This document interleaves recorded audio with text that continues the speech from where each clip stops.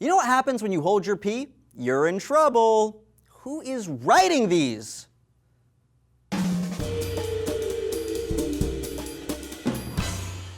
Hey peepies, Jules here for D News. Now, we've all been there. You've had too much to drink in too short a time, your bladder feels like it's about to burst, but oh no, you're DJing your cousin's quinceañera and they just requested the cha-cha, so you're not going anywhere for a while. You're just gonna have to hold it. Maybe you'll do a little pee dance like your Pelvis Presley, or try to distract yourself. But ultimately, you have to pee. So just how bad is that for you? Should you wait it out to avoid embarrassment, or should you bail on your Prima's 15th birthday to relieve yourself? Well, it really depends. Unless you're literally wearing Depends, and then it doesn't matter.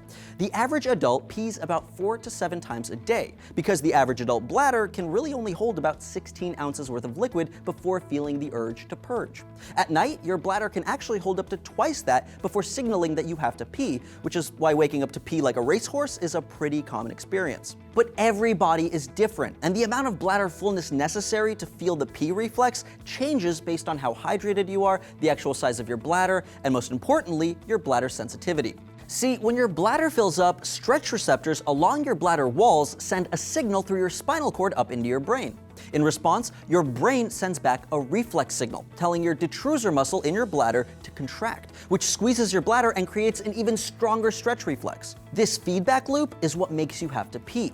Your internal bladder sphincter, which is a muscle that's normally tightened against the intersection of your urethra and bladder, opens up, and it's ready to let loose. But hold on a second. If that's all there is to it, we'd have no control over our urination. Luckily, there's something in the way. The external sphincter, which is the last line of defense against pee pants. As long as our external sphincter, also called the distal sphincter, is healthy and functional, you can technically hold your pee forever. But you won't.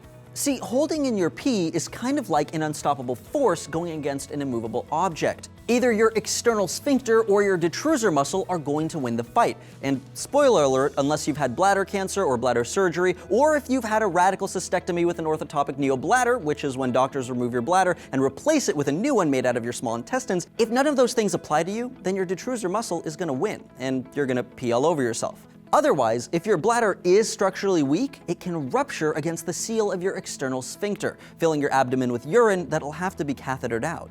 So if you've got a healthy bladder, then nothing to worry about except peeing yourself, right? Wrong. What you should be worried about are urinary tract infections. See, instead of thinking of your bladder like a 5-star hotel swimming lounge, it's kind of more like a dirty pond.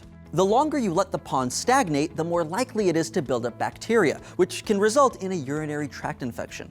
That's almost certainly E. coli. And besides being an infection down there, which is already unpleasant, it can also cause you to feel like you have to pee when your bladder is empty. So in a way, if you keep holding your pee, you'll end up feeling like you have to pee forever. The other side effect of regularly holding in your pee is called urinary retention, which is when your detrusor muscle is unable to fully evacuate the bladder. So every time you pee, you don't get it all out.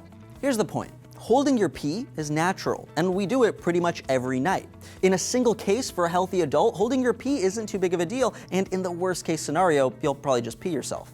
But if you already have bladder issues, or if you regularly refuse to pee when your body demands it, then you're very much at risk of developing a UTI or another incontinent medical problem. You could even burst your bladder in some cases. So do yourself a favor, pee freely and don't get pissed off.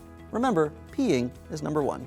And while you're peeing, think of all the time you've wasted not working on your beach bod. I know that's all I think about while I'm peeing.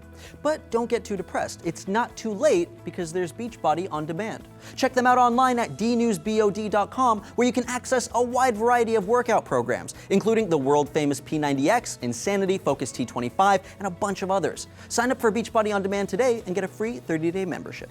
So if you're healthy, hold in your pee or don't, I don't care. But what about your poops? Now that's something I care about. If you do too, watch this video, find out more.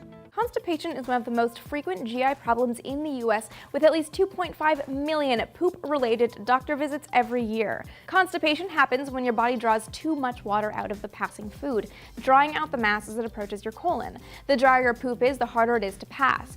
So when was the last time you peed your pants? I know I did just 10 minutes ago. Let us know down below in the comments, and don't forget to like and subscribe for more D News every single day.